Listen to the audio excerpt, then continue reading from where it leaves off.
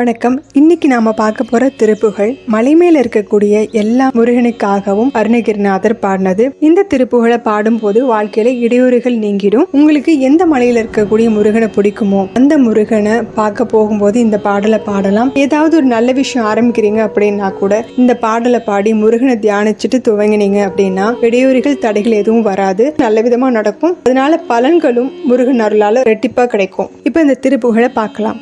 அதிரும் கடல் பணிந்து அடியேன் உன் அபயம் புகுவதென்று நிலைக்கான இதயம் தன்னிலிருந்து கிருபையாகி இட சங்கைகள் கலங்க அருள்வாயே.